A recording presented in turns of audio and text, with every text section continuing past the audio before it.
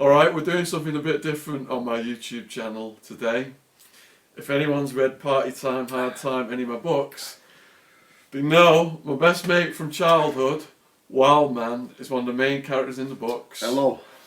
Wildman's done prison time in the UK. When he was growing up, he was sent down. I flew him out to America, became one of my closest bodyguards and protectors when we were doing all this mad stuff over there. He did get deported 2 or 3 times from America, and he was actually classified as a menace to society by the judge. And I kept flying him back out and smuggling him back in through Canada and Mexico. The Americans have no sense of humour. So I've asked Wildman to share some of his best prison stories. He was on remand in the jail for about a year when he got sentenced to, what was it, about 8 years? 8 years I got in total, yeah. And he then went over to Buckeye Prison. Now Buckeye Prison, completely gang controlled, so if you're a white person, you come under the control of the Aryan Brotherhood. So how did you feel when you were going from the jail to the prison? Well, I was glad to get out of Towers for one, because Towers jail? After being in Towers so long, you hear stories that prison's completely different and the food's better. And apart from the Red Death, I didn't like any of the food in the Towers. The slop in the jail. Yeah. So basically, we're on the bus. We arrive at lots of different prisons beforehand, and we went to Buckeye, which is level 4, and like you see people and they're all looking at you and like staring you down, and you're thinking, I'm not going to be intimidated. But you can't be cocky either. You can't go in there like thinking, oh yeah, whatever, because you'll get filled in real quick. There's always a lot of people bigger than you, and if they're not, they'll just shank you. So the one tip is to check your attitude. Doesn't matter how hard you think you are, there's always 1 or 2 people who's just going to do you in. But so, walking through, when I had the shower and all that got in, it's been like kind of a long day travelling, so I was glad to just finally sit in a bunk. And it was different because from Towers we had sort of like, it was a cell and it was like dead tiny and there was a bit more room. So I'm thinking, oh, this is alright. I put me stuff down on my bed, I have a lie down, and then within 5 minutes one of the head representatives of the whites come to me and he said, hi, I'm Booney. And I said, alright. And he said, what are you in for? Hold on a sec, lad. So when you said head representative of the whites, this is like an Aryan Brotherhood dude. Yes, what does he look like? Has he got the tats, shaved head, big guy? He was a chunky guy. He was about, well, I'm a lot bigger now than what I was. He was probably about 17 stone. 17 stone, so for Americans, 10 stone is 140 pounds, because most of the viewers in America. So we're looking at about 250 pounds, something like that. He had a bald head, and he had tats on his neck. Swazies? No, he had no Swazies. He didn't have nothing to... He was not actually the Aryan Brotherhood, he was one of their runners. I see. Because he was just running the dorm. Like a probate then? He was a probate.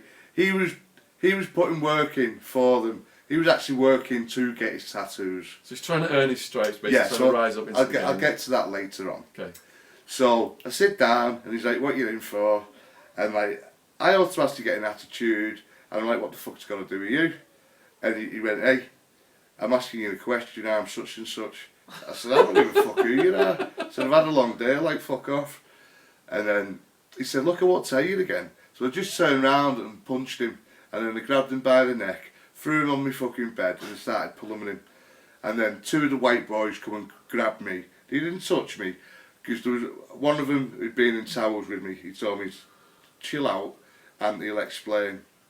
So the guy goes off to his bed and like, he said, he's probably going to call you out in a bit to go in the shower room. I said, fuck the shower room, let's do it here now. Almost like that. So basically, Aryan Brotherhood decides who lives and dies in the white race in the prison. Wellman has just shown up at this prison where there's an established hierarchy. The low-level dude who's sent to check your charges out, Wildman's just knocked him out.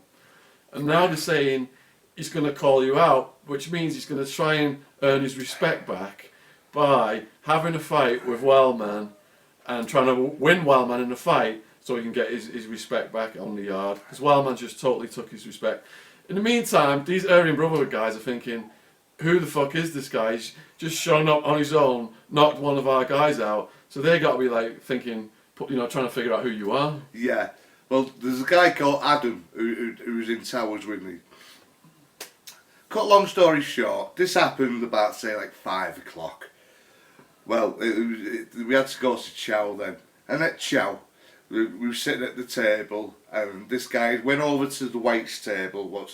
So the whites table, everyone's segregated, and the white heads are always in the far corner, and sat around them at the torpedoes. So basically, to get to them, you've got to get through to the torpedoes. Torpedoes are people go in and smash someone. Yeah. For the gang leaders. So Adam's talking to this lad, and he come over to my table, and he said, such and such wants to see you. I forgot his name at the time. It was one of the white heads. So I go over, and he said, sit down. He made some guy move, and I sat down. And he said, what's your deal? Like, where are you from? What are you doing? I said, oh, I'm from England. I said, I'm not used to American prisons. I said, I've had an hard day. I said, I just literally, he said, what caused it? I said, well, I've had an hard day. I said, I just sat down, first time I've been in an actual prison, and I've got this fucking gobshite asking me what I'm doing. And he said, well, that's the routine. He said, you can get smashed. I said, well, fucking, I don't really care. I said, look, I'm just telling you what happened. And he said, you know what? I like your attitude. I really do like your attitude. He said, you're going to have to apologise to him.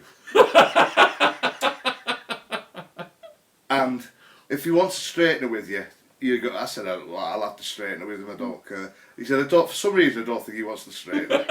But you will have to, when you say sorry to him and explain that, you didn't understand the situation.